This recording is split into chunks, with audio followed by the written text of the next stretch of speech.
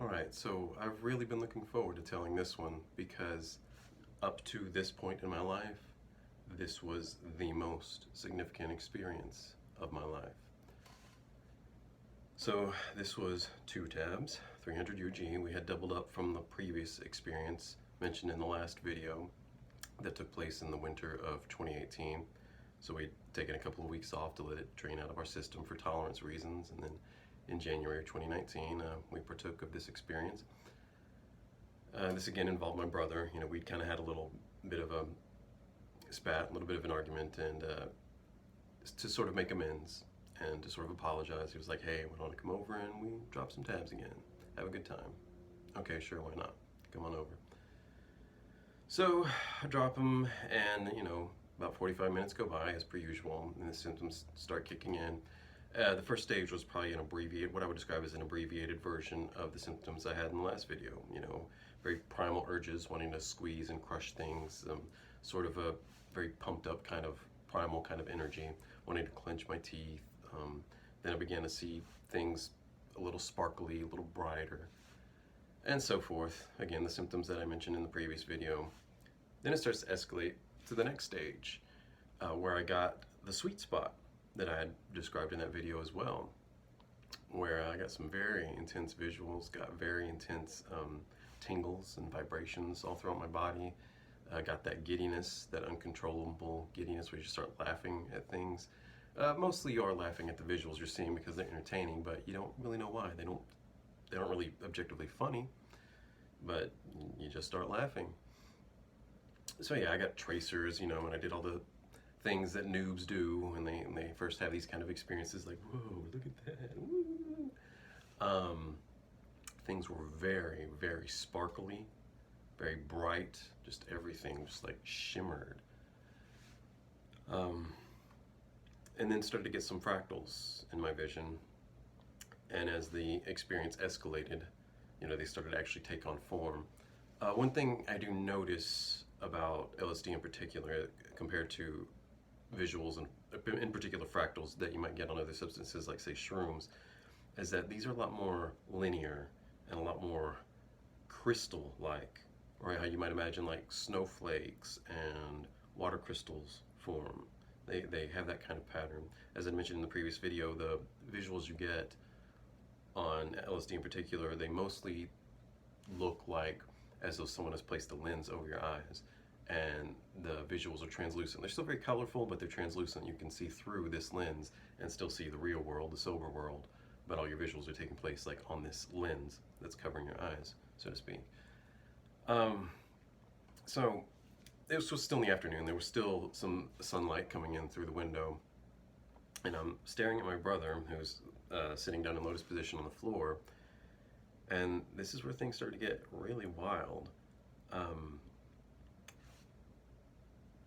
Like I said, like, imagine something akin to like a snowflake made out of like linear fractals of like rainbow sort of light.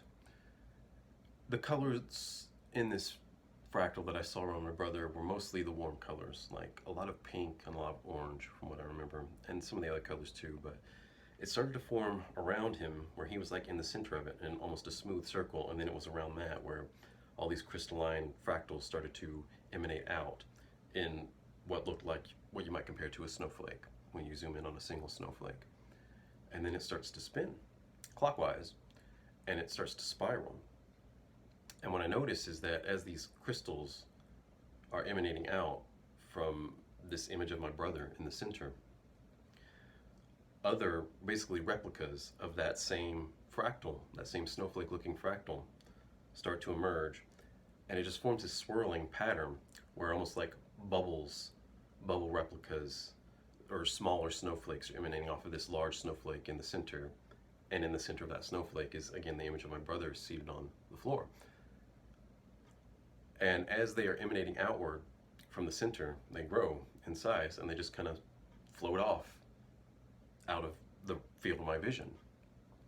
And once this visual like becomes fully concrete, like it's kind of fully settled in, like, oh, okay, this is what I'm seeing now. This is apparently what the chemical, for lack of a better word, wants me to see or is trying to show me. because it stayed like this for several minutes, like a good 15-20 minutes. And I could sit there and linger on it and kind of study it and take it in. And what it looked like was a big Fibonacci sequence. Google that if you don't know what it is, that golden ratio. Like imagine when you've seen diagrams of someone who's cut open an empty snail shell, and then they show you how the shell was formed and how it grew over time. It was like that. It was spiraling in that manner.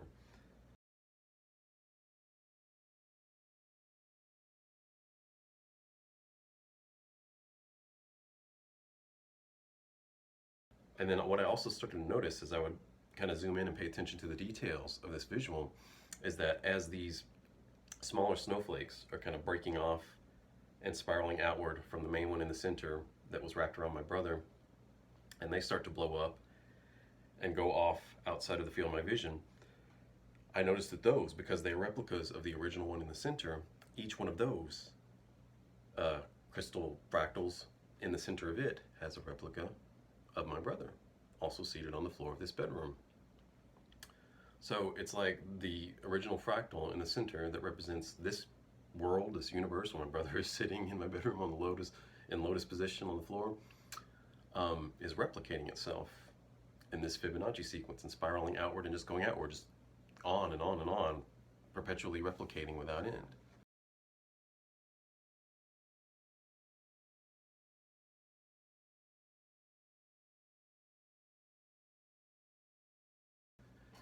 And remember how in the last video I had said that a lot of the thoughts that you have while you're on LSD or and other psychedelics as well, they come across to you in that moment as though they are telepathic messages, for lack of any better description.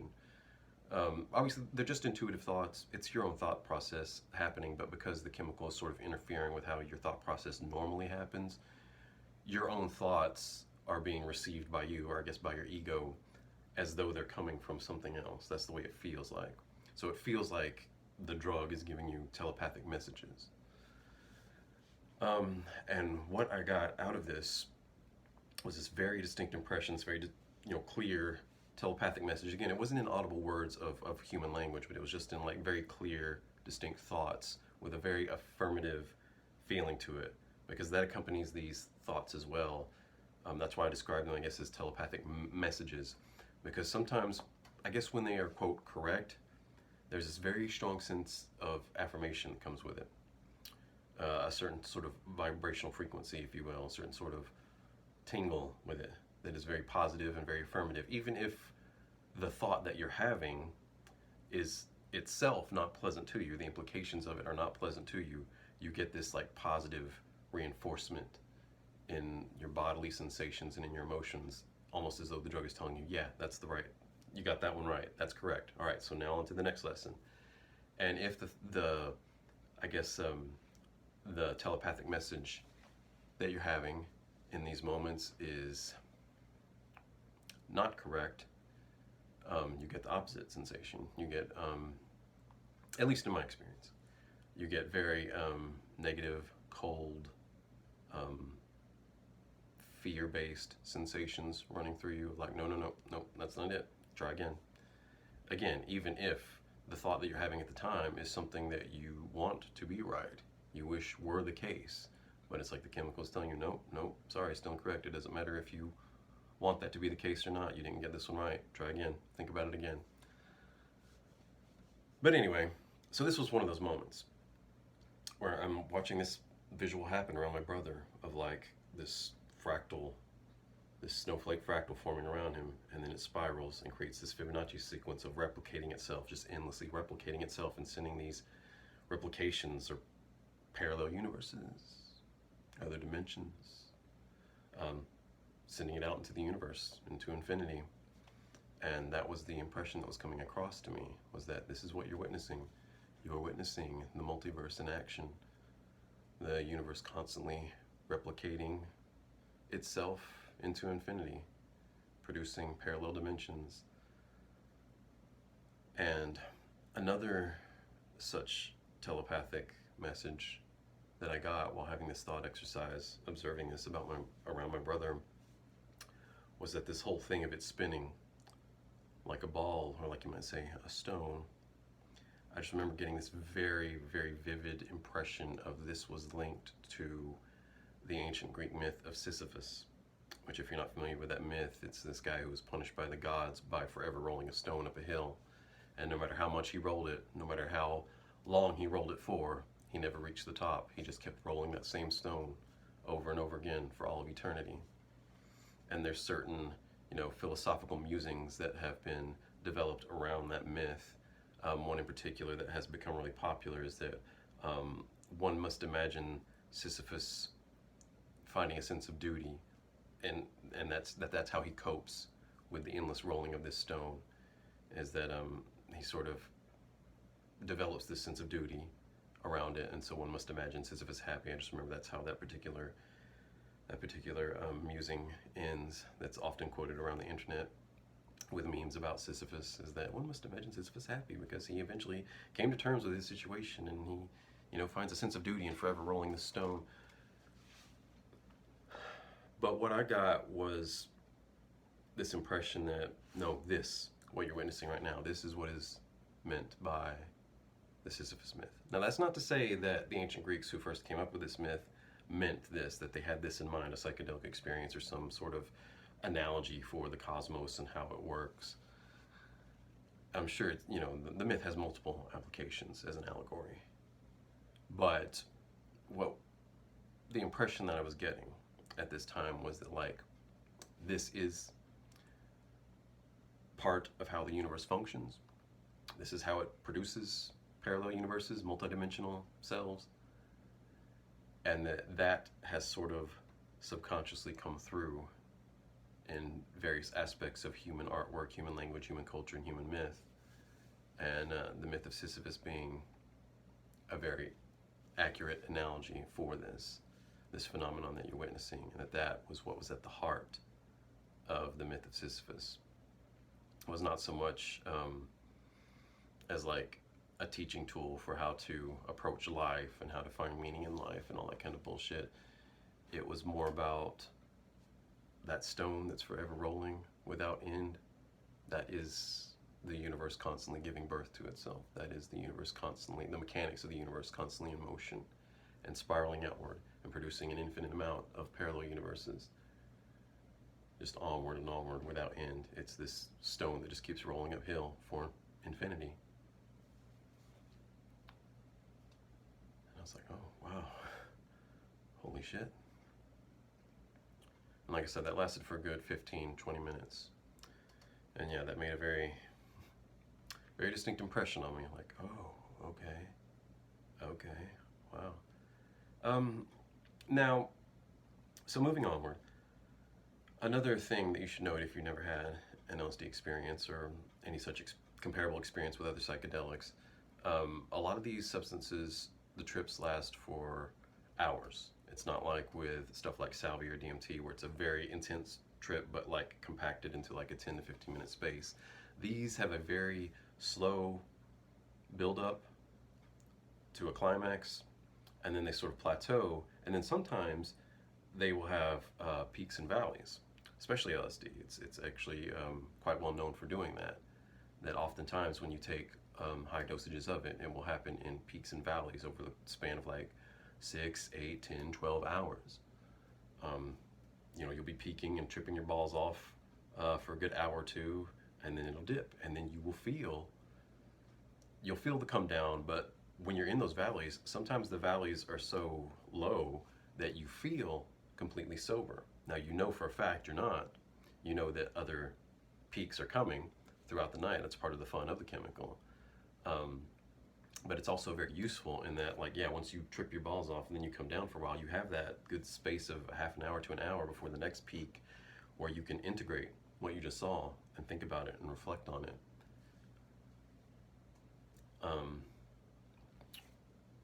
So that was what happened after seeing this fractal happen around my brother, and this explanation of the multiverse, if you will, and relating it to the myth of Sisyphus. So I start to come down, and I have a valley where I'm just reflecting on that and the implications of that. I'm like, whoa, that was pretty damn cool. I really enjoyed that. This is probably the best psychedelic experience I've had so far.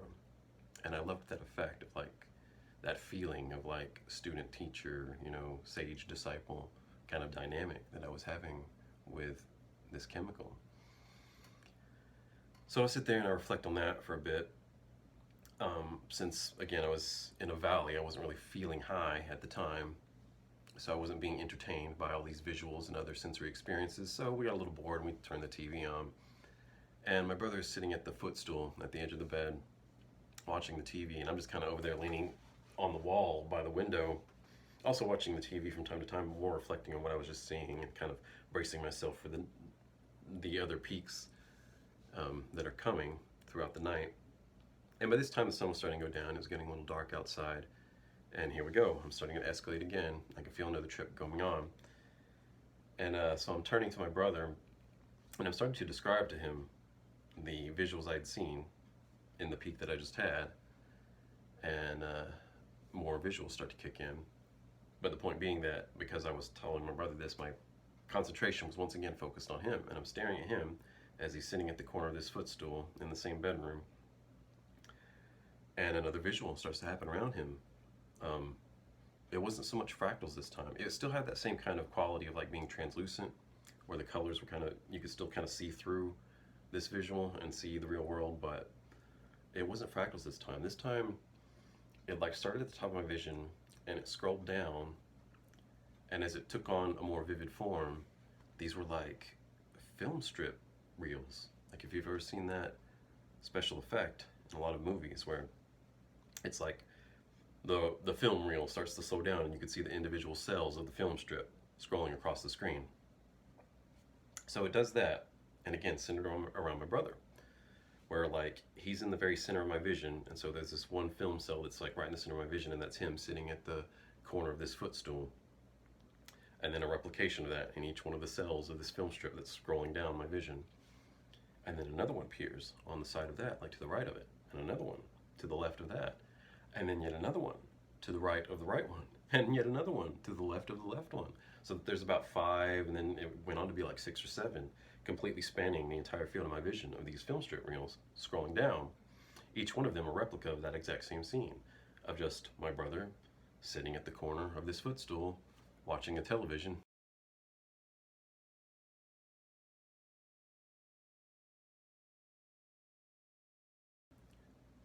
Or so I thought. Upon a little bit of a closer examination, each one of these film strip reels, it looked sort of like my brother. It was the same scene in each one of these, the same bedroom, the same carpet, the same bed, the same footstool, the same clothing on my brother, but in his face it looked noticeably different. It looked similar to my brother, but something was a bit off about it, except for the one in the very center, the original one, where my real brother in this world was sitting. So it's like, yeah, the center one was my original brother, as I know him to be in this world, in this over reality. But on either film strip replica, on either side of him, was like a replica of him in that same scenario, but he looked a little different. Something was a little off. And it was upon that realization that something was a little off about the other replicas that the one in the center that was, I guess you could say, producing my real brother as I know him in this world, started to kind of twitch, and it started to vibrate as it's scrolling down. And then just before it gets to the very center of my vision, it riffs into 2 smaller half-size film strips. And the one on the left was my brother as I know him and recognize him in this world. And on the other side was me, looking at him. A replica of the me that was, again, seated by the window, staring at him. That image of me, or at least as I would have imagined it in my mind, was reproduced, and on the right side of this film strip. So the main one's scrolling down, the others are scrolling down next to those, and they all still have a perfect unbroken image of my brother sitting on the edge of the bed, but with these weird distortions on his face, to where I could still sort of recognize him. It still sort of looked like my brother, but again, something was off. But this one in the center split and produced my brother as I know him now. and me.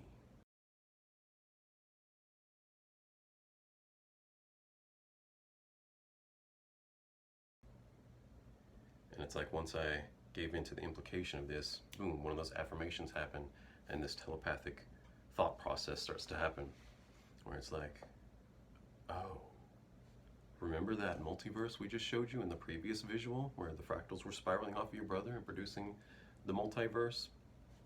And it's the same scene.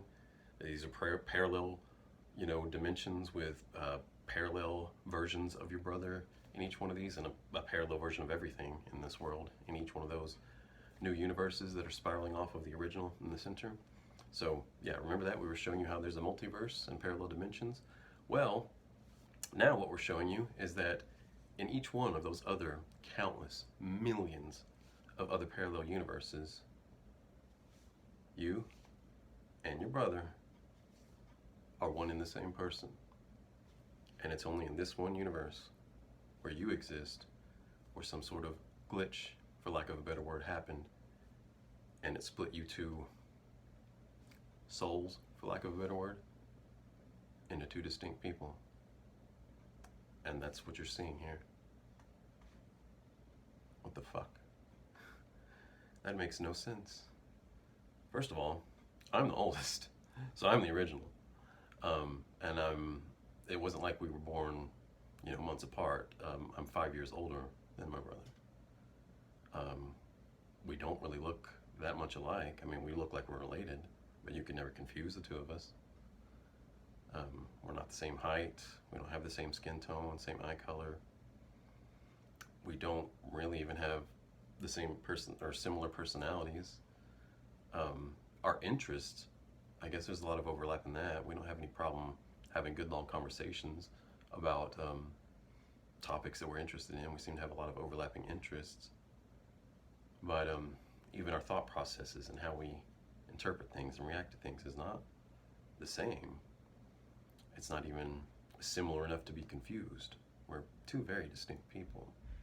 But upon reflecting on the implications of this visual that I just had and these sort of telepathic messages that the chemical is giving me, I start to realize that the differences that I do have with my brother are sort of complementary, not so much opposites, because there's so much variety in the human genome anyway. It's not like you can really polarize it into just two opposing categories, but the ways in which we were different complemented each other, and the ways in which we were similar bonded us.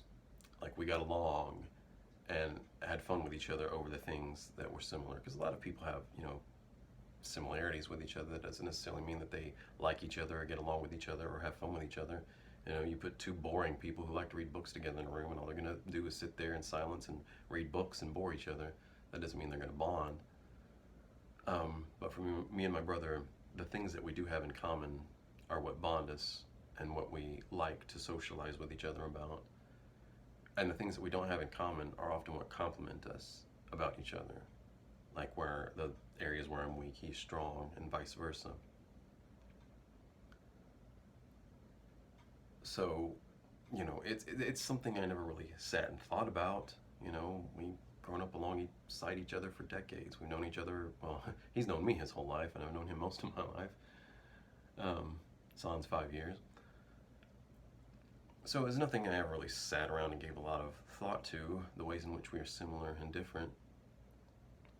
But yeah, after receiving this visual and sitting there and reflecting on that, it's like, yeah, funny how that worked out.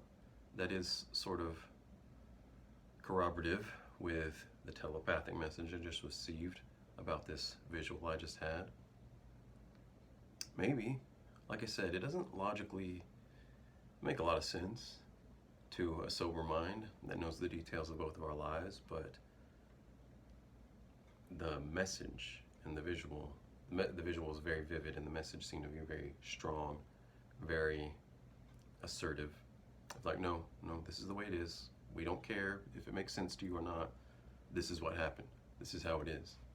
In every one of those other universes, where some version of you guys exist, you two are one and the same person. This universe that you're in right now is the only one where you two ended up as two different people.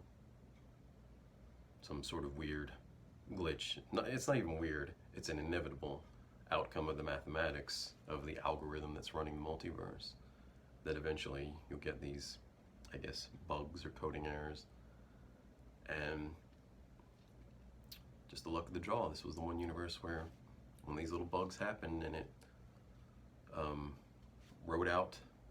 wrote the code of your particular universe in such a way that you two ended up being two entirely different people, when in every other universe you're one and the same people.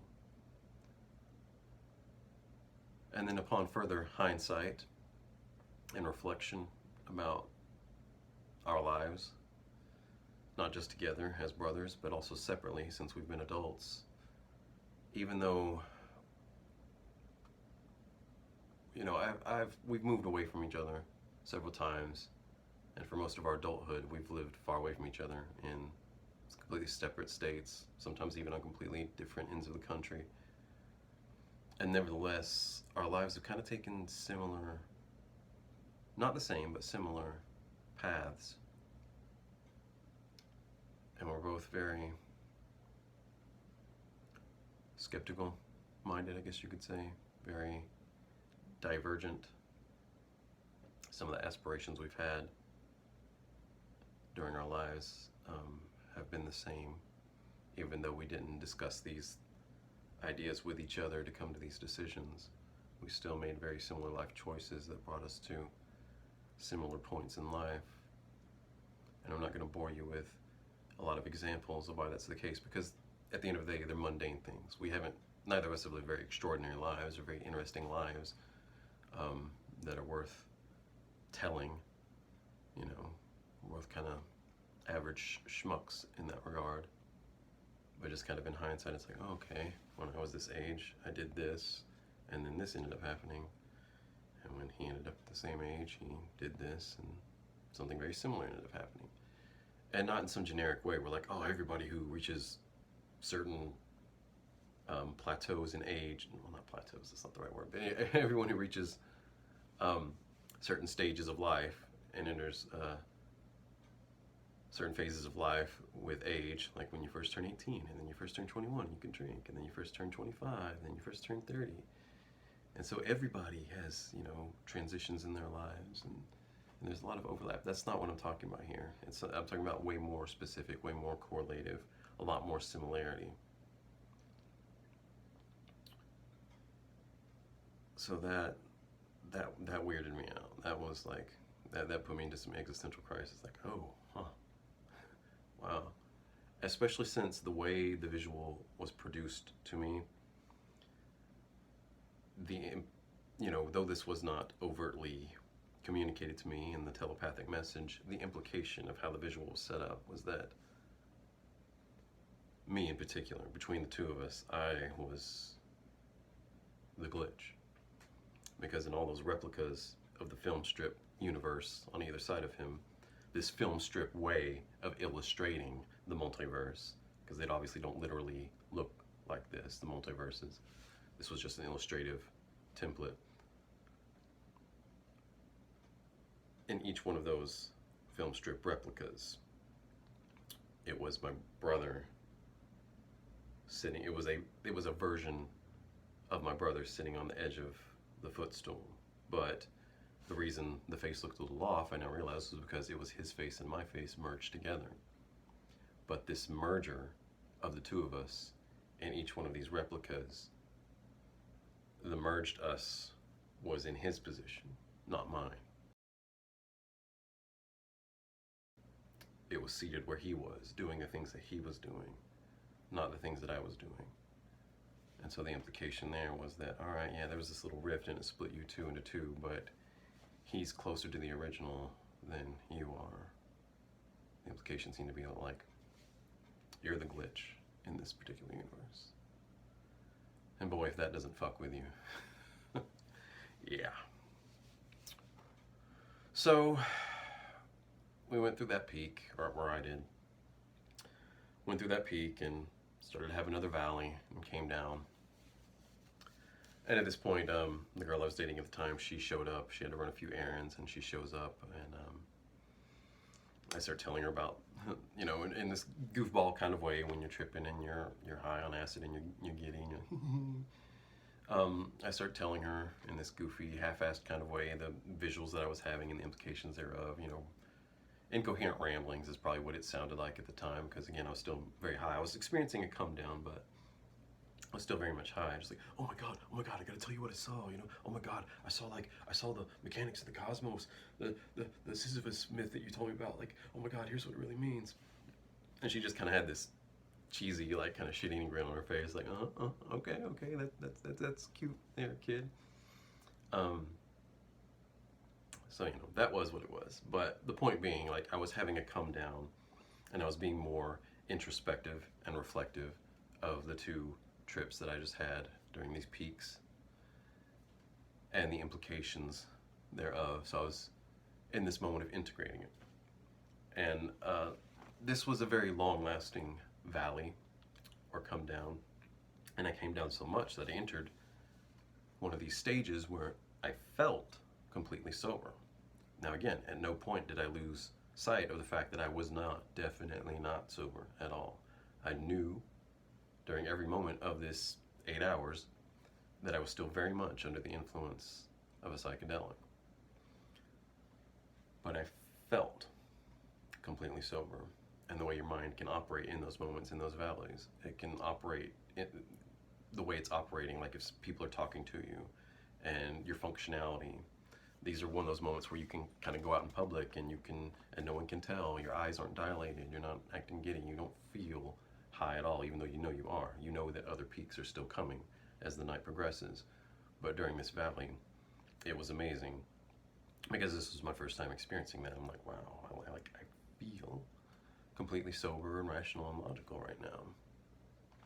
And so again, I'm just, like I said, I was previously just seated, leaning against the wall, you know, watching TV and then tripping my balls off looking at my brother, but I'm sitting by the window.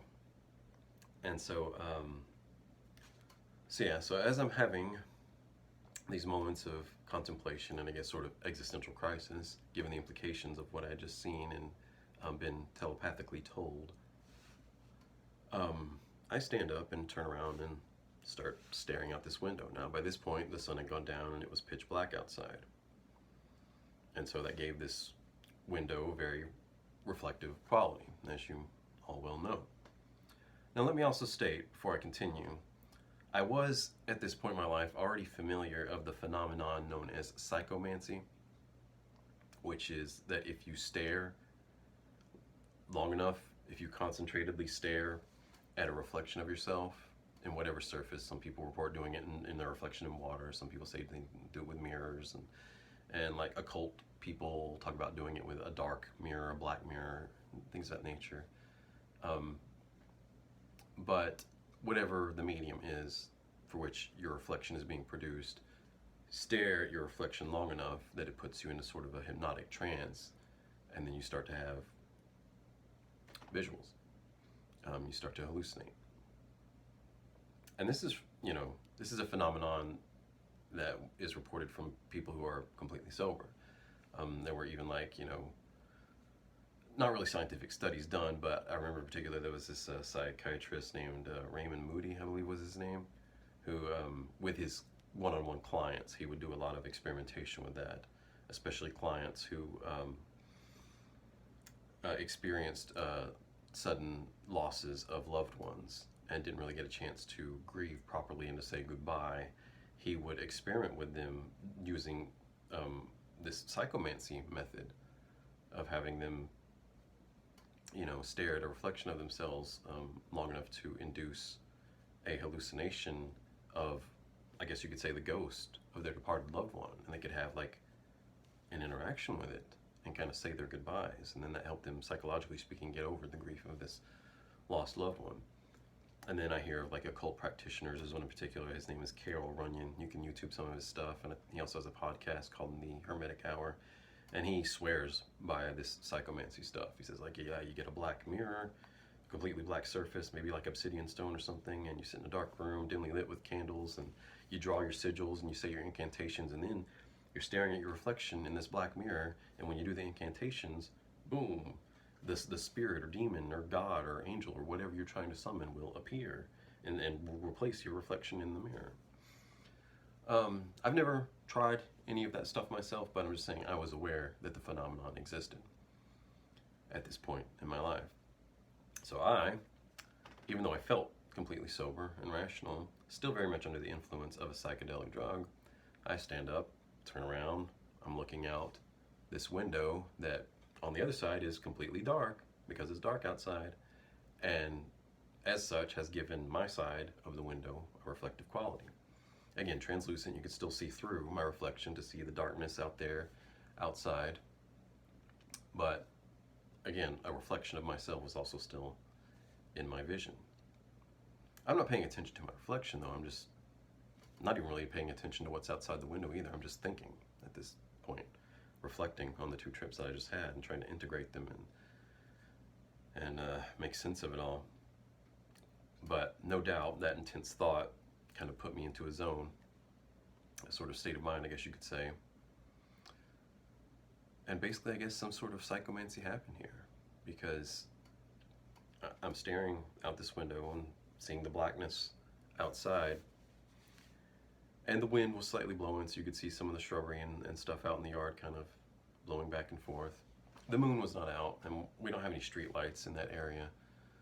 So it was really just like light from the inside of the house, the windows of the inside of the house, kind of very dimly casting some amount of light on some of the shrubbery that's immediately outside of the house, and you can kind of see it blow to and fro, but the stars weren't even out, just pitch blackness. But I could tell the wind was blowing. So I guess that kind of caught my attention, kind of snapped me out of the thought loop that I was stuck in.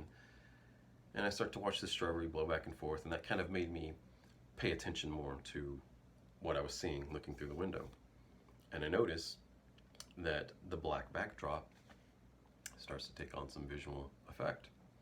In particular, there's what look like waves, like, I guess like on a heart monitor in a hospital. Neon green lines that are just kind of cascading down on top of this black backdrop that looked very similar, not the same, but very similar to, like in the Matrix, when you see that green code on everything. It's a black backdrop, and then these green numbers are trickling down. It wasn't as intense as that. There was a lot of space between the lines, as I remember.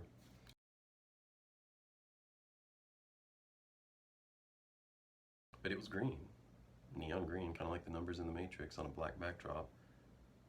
And they start cascading down. I'm starting to notice that. I'm like, it's a little weird. And I'm starting to think, naturally, that what I'm experiencing is the beginning of another peak, another come up to another intense trip. That never happened throughout this entire portion of the trip, and it was clearly a trip, but I felt 100% completely sober. Again, at no point did I lose sight of that. I wasn't that delusional or like, oh yes, this is so incredible, this has to be something supernatural. No, none of that. I knew that entire time that what I was seeing was the influence of the chemical, but what astounded me about the experience was that I felt completely sober, and my mind was able to, the rational thinking part of my mind was able to function in a way that was indistinguishable from my sober state. And that the reason that's so important is because that gave me the ability to really examine and linger on and stare and study what I was seeing in vivid detail, because that's the part that really blew me away. Because as I'm staring and seeing this green, like quasi-matrix stuff falling down in the black sky outside the window, my attention is sort of brought back to my reflection in the window, you know, kind of, oh cool, look at what's happening to the sky, it's got these green neon shit going on. And so I kind of am staring at this in amazement and astonishment, and I let my vision come back to myself, and I'm staring at this translucent reflection of myself in this window. And as I'm staring at it, I'm starting to notice that the pupils in my eyes have red neon lines going around in it. And it's almost like they're kind of buzzing around. I'm like, wow, what the fuck? So I lean in and take a closer look. And in the pupils of my eyes, it looks what I could only describe as like computer chips. silicone, based computer chips, and the red that I was seeing was wires on these chips that were being lit up by electricity flowing through them. Whoa, what the fuck? And that's what I'm saying, what astonished me the most about this part of the trip, and this was the part that, like I said, was the most significant experience of my life up to this point, was because I felt so sober, and I had so much access to the rational part of my mind. I could sit there and linger on the details. Because you know how in a lot of experiences of altered states of consciousness, and let's just go with the example that's familiar to us all, dreams. No matter how vivid a dream gets, it still has that quality of a dream, this sort of cloudiness about it, that once you wake up and you reflect on the dream, you're like, oh yeah, that was clearly a dream. That's one of the ways we're able to distinguish what happens in a dream and real life, waking real life, is that dreams come with this sort of, it sort of comes with its own mental resonance frequency or whatever. There's this cloudiness about it that is not there when you're awake. And there's parts of dreams that are lacking in detail that would be there if that scenario happened in real life. And it's that way with a lot of these psychedelics as well. Even ones that I had previously tried up to this experience, like salvia and DMT, there was still this, each one of them comes with sort of their own flavor, their own sort of resonance or vibration inside your brain, and there's this sort of cloudiness over it that keeps this impression of like, okay, that was a hallucination. That was not anything that was real. But this moment of this LSD trip, because I felt completely sober, because I could sit there and linger on the details, and they were not shifting about. Like, you know how in a dream, there's certain things you can't experience because it's a dream, and people will tell you this, like, have you ever noticed how you can't read in a dream? Sometimes you think you're reading, but you're not. You're just filling in the blanks because you see portions that are familiar and you fill in the rest. Like, say, for instance, in a dream, if you see a golden arch on a billboard, you might fill in the rest and assume that you read the word McDonald's on there, but no, it didn't actually say McDonald's. Because if in a dream, if you ever catch yourself reading, and you kind of enter into sort of a lucid dream, I guess you could say, where you're like, oh, I'm actually reading in a dream. If you sit there and try to linger on the letters that you think you're reading, they aren't letters. It's just a bunch of incoherent symbols that resemble English letters, but they're shifting and they're never the same. Like, you try to go back and reread the same line and it has shifted from what it was before, and none of it was ever coherent. And same thing with other details. Like, there's been times in dreams where there might be something on the walls, the patterns of the wallpaper, and so I'll try to sit there and linger on it and stare at it, but because it's a dream, it's a simulation, it's not real, there's not as much detail there, and so, like, the more I try to focus in and linger on it, the more I realize I can't, and the more that kind of, I guess, puts me into a lucid state. It reminds me that, like, oh, you're just dreaming. This isn't real, because if this were real, you would be able to zoom in and linger in and observe the details of the paint on the wall, or the wallpaper, or the lines in your fingerprint, and, you know, the minutia of detail. I guess if I could sum this up, the minutia of detail is missing in a lot of these altered states of consciousness, and there's this fuzziness about it. That was not so with this portion of the LSD trip. I could sit there and linger and stare deeply into the pupils of my eyes at this computer chip that I was seeing, and I could see every vivid detail, the little, and I'm not a computer guy, so I don't know the lingo to refer to this as, but I have seen the inside of computers. We all have. We've seen the hard drives and chips, and we've seen YouTube videos of people replacing shit and whatnot. We have a pretty good general idea of what the inside of a computer looks like, and that's what this looked like inside the pupils of each of my eyes. And I turned to my brother, and I described to him what I'm seeing. And he's like, oh, yeah, you seen the computer chips in the eyes? Yeah, everybody sees that. Really? They do? Now, from what I've read around and Googling around, not everybody experiences that, but apparently my brother, who, like I said, who has a lot more experience with psychedelics, he apparently has seen that. He's stared at his own reflection while under these substances and has seen very similar things, as far as, like, seeing computer parts inside your pupils. And apparently when he's tripped with other people, they've seen similar things as well. So it's not a universal phenomenon, but apparently it's not unique to just me. But so once he gave me that reaction, I was like, oh, okay. So I'll go back to staring, but again, what astounded me so much about this was just how much clarity of mind I had access to in that moment. I could sit there and memorize the details of this, whereas I've never been able to do that in any other state of consciousness other than sobriety. So I'm sitting there staring at my own reflection into the pupils of my eyes and seeing these computer chips, and I linger on it for so long,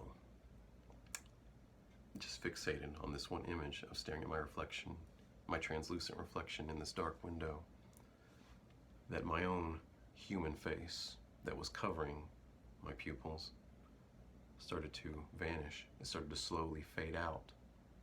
And what was underneath it, in other words, it was more like my skin, my human skin kind of faded out. And what was underneath that was a silhouette that still looked like my human face. It still shared all the same like shape, structure, but instead of skin, it was one big computer chip or computer hard drive, whatever you want to call it, a panel of like computer parts.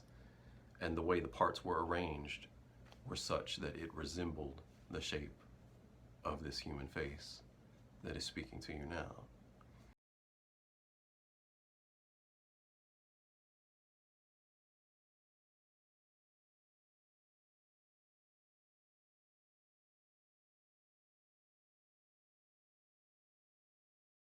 Like where what I would call an eyeball, it was just, some sort of piece that I've seen on other computer panels before, and the way the wires would flow on this green backdrop of this computer chip, and the way the little metal pieces that the wires connect into were placed over the face, they like correlated with like the shape of my particular face, and certain portions like they correlated with what looked like my eyebrows and my nose and so forth. In other words, it's almost like I was seeing a robot version of me. And again, what really blew me away and kind of mindfucked me was just how much I could sit there and vividly stare at this and observe and take in all the details. And it was just crazy to me. I'm like, this isn't just some generic like vision you might see in a dream or some other psychedelic chemical where everything's very fleeting and so it's lacking in detail. And I know I'm getting redundant about that at this point, but I just cannot emphasize that enough. How much I could just sit there and focus on these things that I was seeing. So I see at this point, I guess my robot face, my computer chip face, and then the rest of everything in my vision started to fade out as well. And what I could see was that this, I guess, robot face or computer face of mine that was in my reflection was attached to what looked like a very machine-like panel that was square, and it was attached to a rod.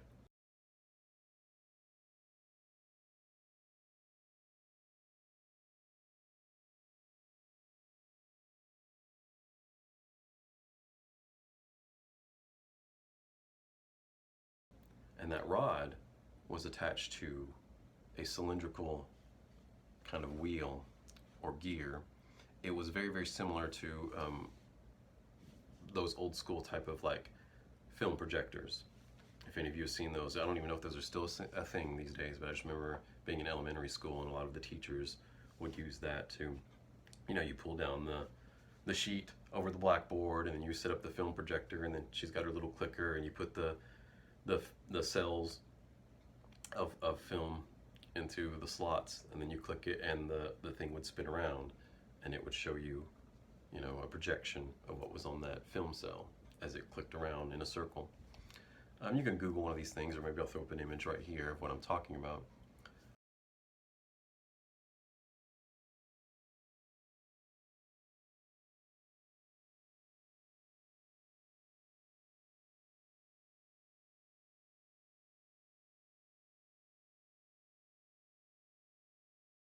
But that's the most similar thing I could think of that looked like what I was seeing in my reflection in this window at this point. It was some sort of machine, some sort of rotary machine that was cylindrical, comparable to like a film projector.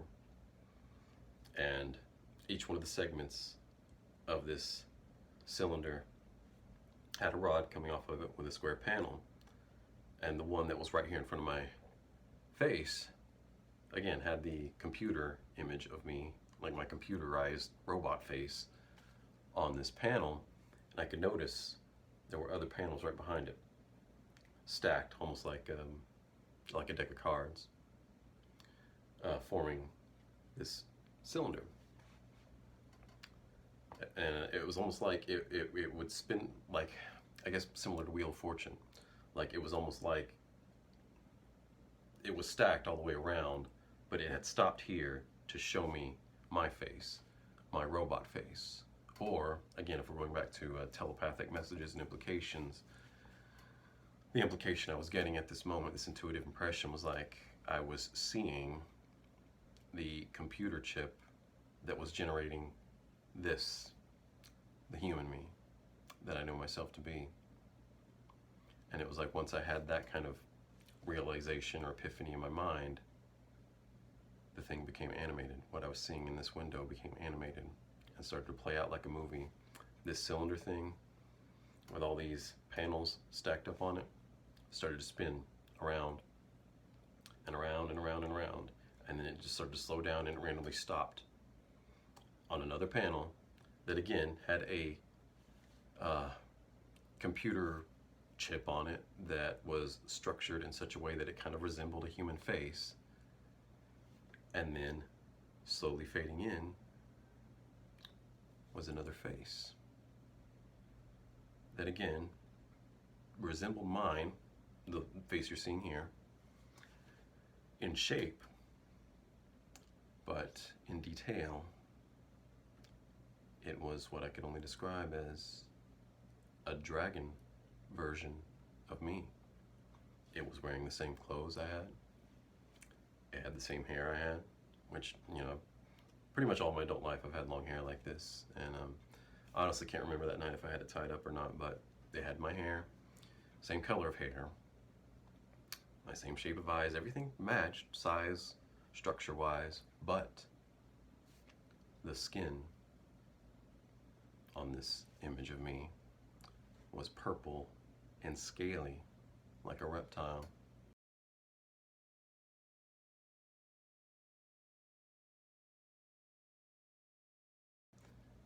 And the eyes were vertical slit pupils and no whites. There was just one dark vertical slit pupil and no iris, just the pupils in the center. And then no whites, but yellow eyes. Yellow reptile eyes on a purple scaly dragon face and neck.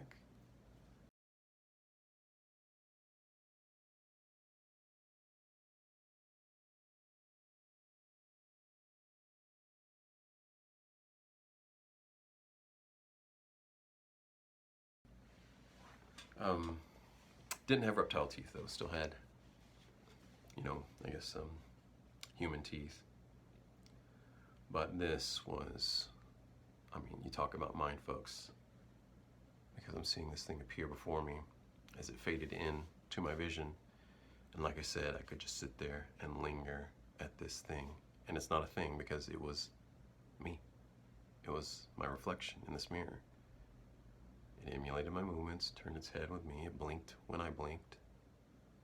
But I could sit there and vividly stare at all the amazing amount of detail that was in this. Again, like I said, I just cannot emphasize that enough, at the risk of being incoherently redundant with this. I don't care, because I want to really drive that point home. Like, I would lean in and I'd be like, what the fuck?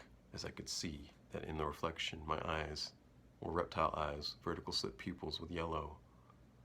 And I would pull up my eyelids, and my reflection, my dragon self, would do the same thing. And I could see the veins in its eyes. I could see the moisture in its eyes. Like, I could see the yellowness, and then how it was bright yellow near the center, but then as it got to the corners, the yellow kind of dampened and it looked more red because of the veins in the corners of the eyes, just like ours, our human eyes are. And I'm like, what the fuck?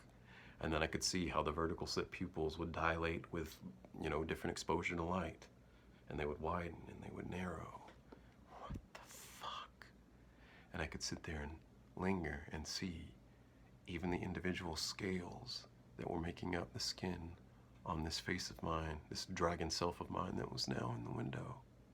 And I would run my fingers over it, and even my hands were also purple scales, and the fingernails were more dragon-like. They were more like claws, like black claws. And I would do this, and I could just linger on the detail. You know how like when you rub your own skin, it kind of leaves a discoloration, a wake of discoloration as you do this.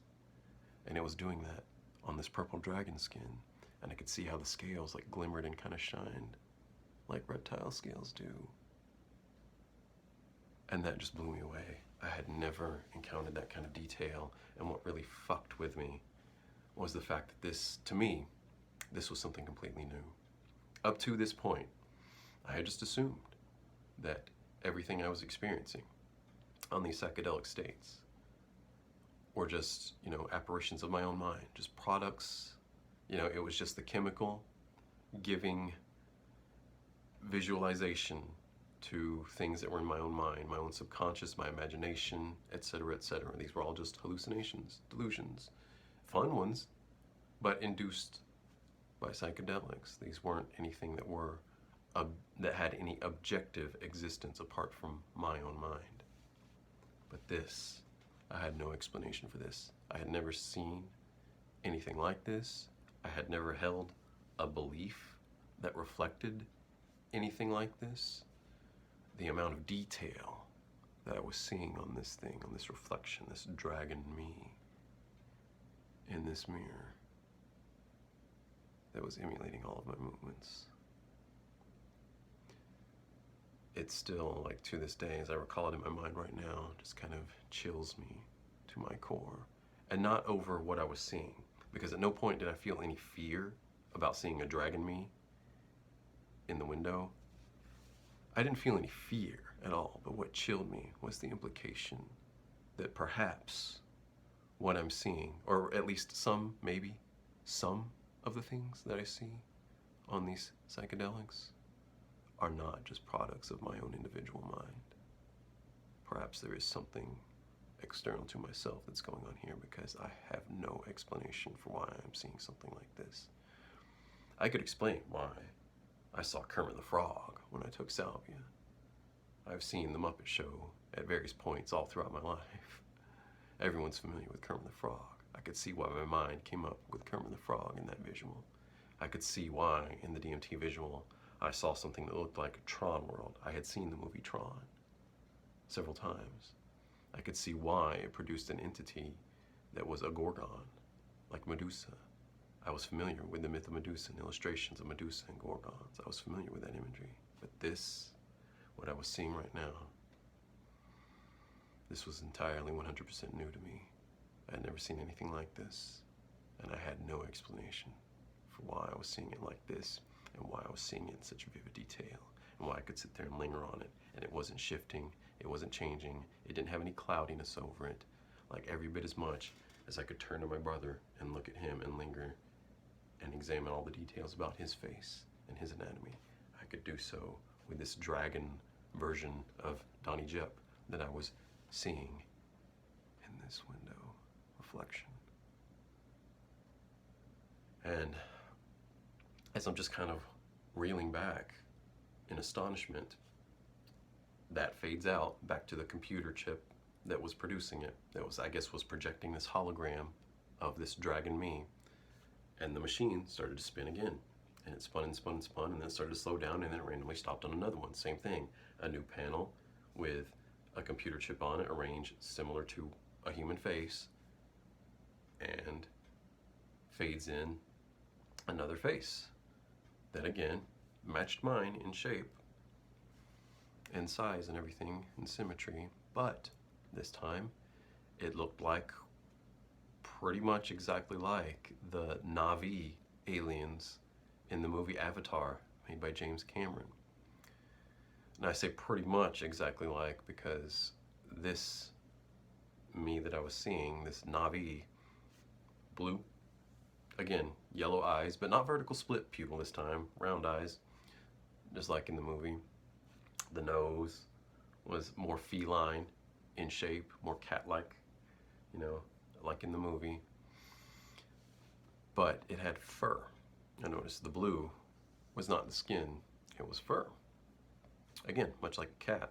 So maybe this was just, you know, maybe I'm seeing Cat World or whatever. But again, the same kind of mindfuckery, because I could just sit there and linger, and it was vivid. Like watching a television show, like looking in a mirror and seeing my human face with all the same detail, but now I'm seeing a blue Navi cat me.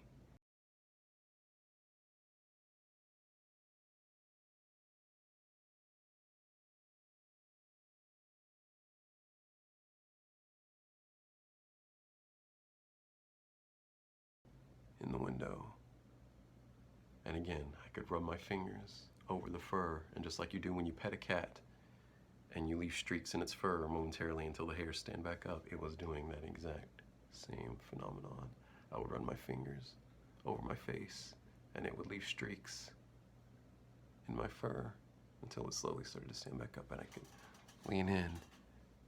And just like you can do with your hair when you look at your reflection, or maybe if you have a beard, the way you can kind of separate the hairs and look at the skin that's underneath the hairs, I could do that and pull apart blue fur that in the reflection was like, you know, moving around when I touched it. Fur that I don't have here in the real world. Why the fuck am I seeing this? The aliens in the movie, I had seen Avatar prior to this, so I could sort of explain why my mind was seeing this, but why was it seeing fur? And why was it producing such vivid detail? Like, this was realistic. Every bit as realistic as what you're seeing now on this video. And again, it was just a total mind fuck, and I'm like, what am I seeing here? Why are you showing me this? And boom, and came, I guess, so to speak, the telepathic messages of like, again, keep up with the theme of the night here. What are we showing you? We're showing you the multiverse. We've been showing you parallel universes that resemble the one you're in right now. So, running with that theme, keep that in mind. That's what you're seeing here, bro. You're seeing alternate dimensional versions of you. These are other universes that exist out there where the you that's in that universe is not a human, but is one of these Navi aliens. And so is everyone else that you know in that world. Their counterpart in that world is also the same kind of creature. And same thing with the dragon world you just saw. Everyone you know, all the humans on your planet in that world, are all dragon people. And every one of these panels that you see on this cylindrical rotary machine is one of these versions of you in one of these other universes. And at that point, again, the machine started to spin, and it spun back around to this one, the original one. Again, it was just at first just a computer chip that was laid out like a human face, and then fade in, and what faded back in was this me, Donnie Jepp as you see him now, human Donnie Jepp. And but what was a little different about this time was the rotary machine kind of tilted a little bit so that I could kind of see the stack of cards behind this panel that was producing me. And it tilted just enough to where, okay, say you're looking at me right now, and then behind this head you could slowly start to see another me right behind that, and see its eyes, and then right behind that see another one, and see another one, and see another one. So it's almost like it was taking this rotary machine with all the panels of the, I guess, the different multiverse versions of me, and tilting the rotary a little bit just so that I could see the countless versions of me that were cascading behind me. And then what I started to notice as I'm looking at all these things is that when I would blink, the one right behind me would blink, but a fraction of a second later. And then the one right behind it would blink, but a fraction of a second later. It was almost in unison. When I would blink, they would all blink, and when I'd tilt my head, they would tilt my head, because it was all just reflections of me. But there was an ever so slight delay to each one. That, again, it kind of created this cascade effect. So that when I blink, blink, blink, blink, blink, blink, blink, blink, blink. It was almost similar to, like, you know how when a computer, especially old school computers like from the 90s and stuff, when it would start to get bogged down and everything on your computer would start to freeze up, if you grabbed your mouse and moved your cursor around on your screen, it would leave like a trail of cursors across your screen. Or if you clicked on your window and of your browser and moved it across the screen, it would create this cascade effect where there were like replicas, a stream of replicas of your window, because the computer was processing things so slowly that it wouldn't make the previous images vanish, so that it didn't create the illusion of motion, but instead you had this cascade, like when you spread out a deck of cards on a table. And that's what was kind of going on here. I'm seeing these other versions of me, these other panels that produce these other multiverse versions of me on this rotary machine, and each one of them would blink slightly after me, creating this cascade effect. Blink, blink, blink, blink, blink, blink. Tilt my head, tilt, tilt, tilt, tilt, tilt. So that, again, it was almost in unison, but not quite. There was this ever so slight delay. And that ever so slight delay, it produced this very strange effect. And I don't know any other way to describe it or articulate it other than I got the realization and the telepathic affirmation that this wasn't just the case of like alternate versions of me. This was alternate versions. Each one of these parallel universe versions of Donnie Jep was its own distinct entity. We were versions of each other, but we weren't the same entity. We weren't like branches on the same tree. We were each our own tree that just happened to look very similar. Because what I was then getting the impression of, as I'm watching this phenomenon of this delayed response and how we emulated each other's movements, was that, number one, obviously, each one of our universes isn't operating on exactly the same time, but that was by design to clue us in to the fact that we are versions of each other, but we're not the same entity. And that at this moment, each one of us in each one of these universes was having this exact same realization that I was having in this universe. And then the machine tilted back, spun again, and took me back to the dragon self. And as I'm staring at this dragon self now, that realization sort of started to take effect, that what I'm staring at is not a reflection of me as I would look in some alternate dimension, but rather that this is a being in another universe that just happens to look like me and have lived the same life as me and have the same name as me. But it is its own entity. It isn't actually me.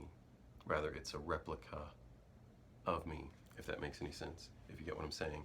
It's like, in that moment, as I'm staring at this dragon self and it's staring at me, it was almost like we kind of psychically linked, and we both kind of had this oh shit kind of moment where like, that dragon me in that other universe is having this exact same realization about the human me right now.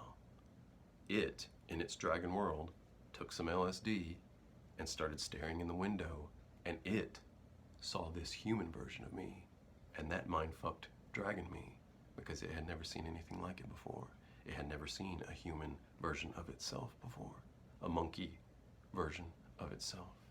It had only ever known itself to be a dragon, and every other person in its life and in its world to be dragon, purple dragon self.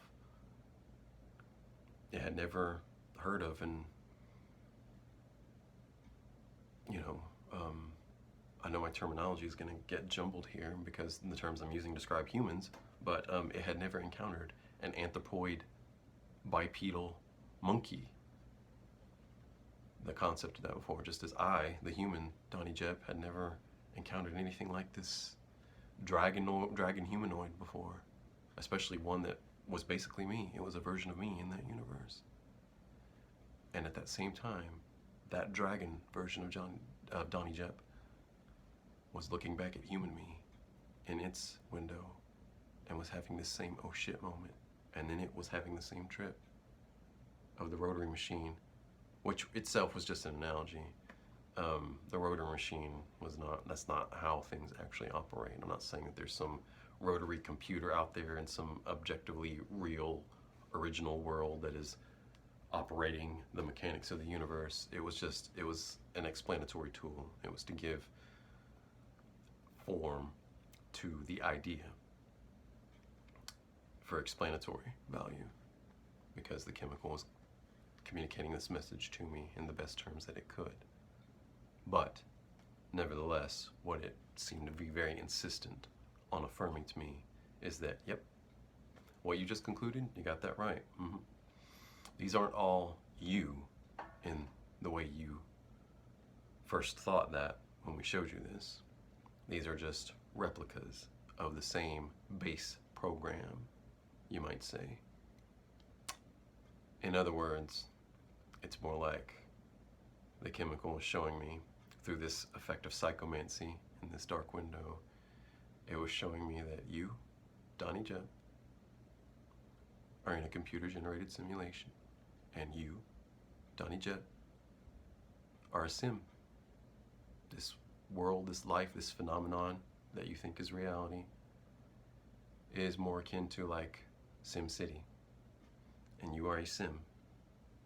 And there are multiple versions of this game, multiple versions of this simulation. You are a program in this simulation. And whatever's generating these simulations is simulating it over and over and over again, but with a slightly different alteration. Hence you get these different versions of this, I guess what you might say is this, the base template, the computer face that I was seeing beneath all of this. It was like that same computer template, but that is producing this sim character, but each one is a slightly different version of the game. And hence you get a dragon version, and you get a Na'vi version, you get a human version, and then you get another human version but slightly different from this original one, and so forth and so on. Infinitely. And it's like the telepathic message was tying this all together. It's like, okay, so remember the first trip we showed you with the fractal that was spinning out and producing the multiverse? Well, what's going on there, the way the universe produces multi-versions of itself, is through this phenomenon of simulation. Once a universe evolves to a point where it can produce a simulation of its own universe that becomes a universe, it takes on a life of its own. And then when that simulated universe evolves to a point where the programs in it can simulate that universe. Simulation within simulation within simulation within simulation. That's how the multiverse is produced. That's how parallel universes are produced. And thinking of it in terms of like, there's one original atomic universe and then all the rest are just computer generated illusions.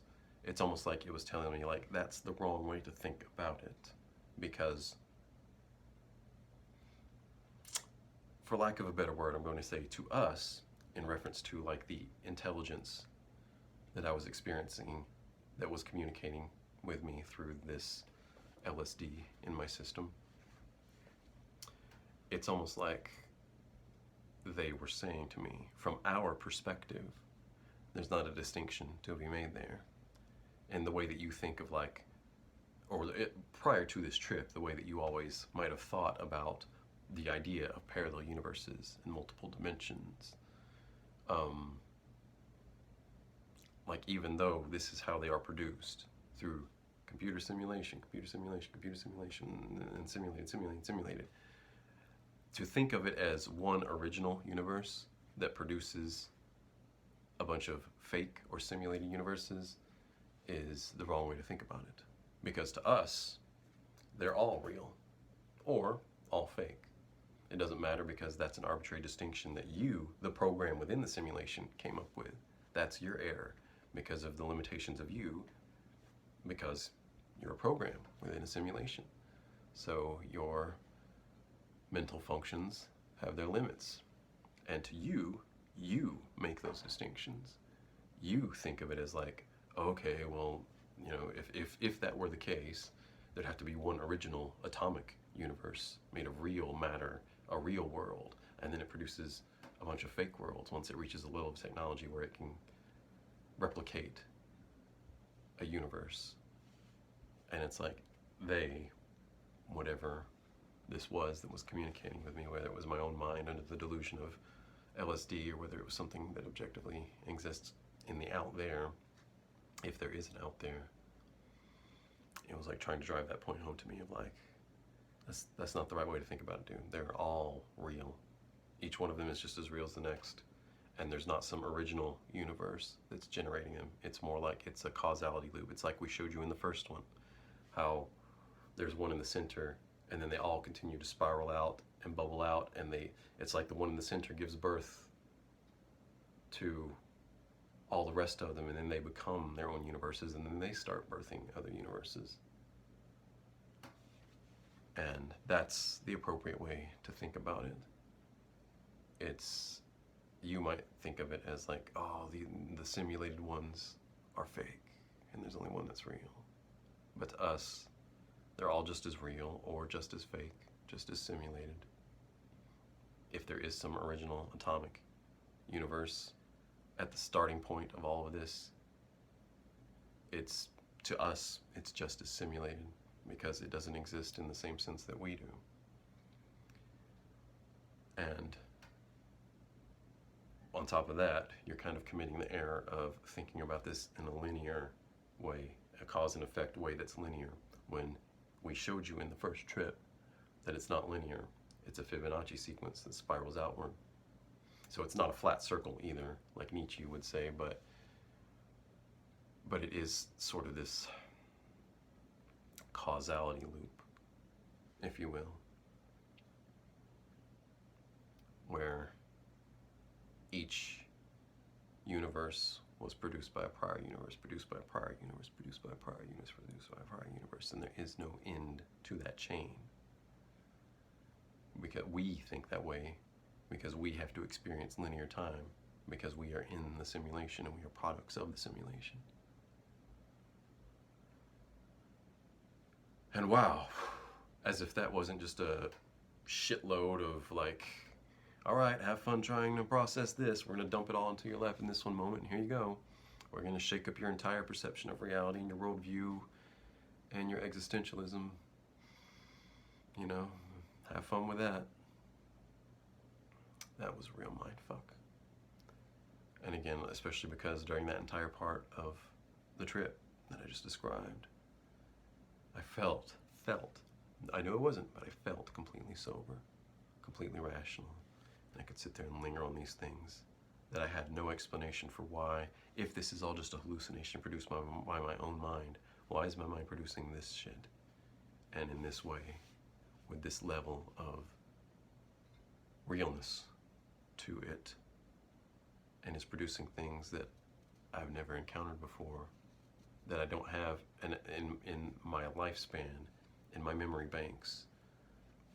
Everything that I've experienced in my life up to this point, I have nothing to explain this.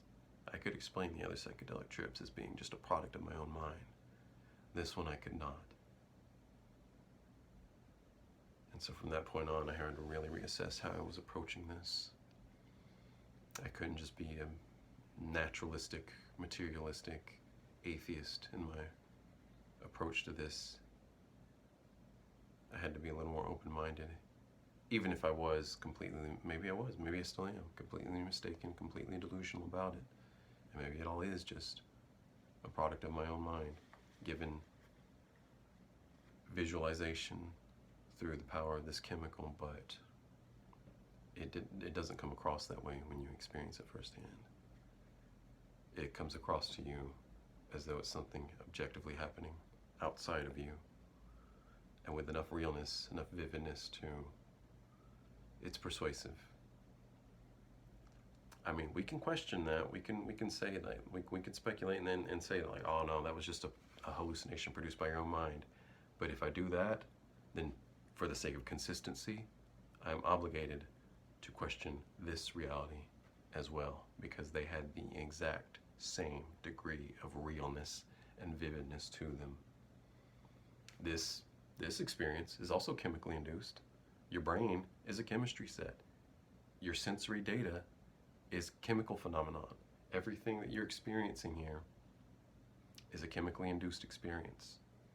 It's just not psychedelic chemicals that happen to be producing this experience, but it's still very much a chemically induced experience. And so how do I distinguish this experience from the others? Well, as I said earlier, the way I can make that distinction with most of them is the way they felt. This sense of cloudiness, or just a different type of resonance or vibrational frequency to it. This sense of like lacking detail that is inherent to this experience here in the sober world.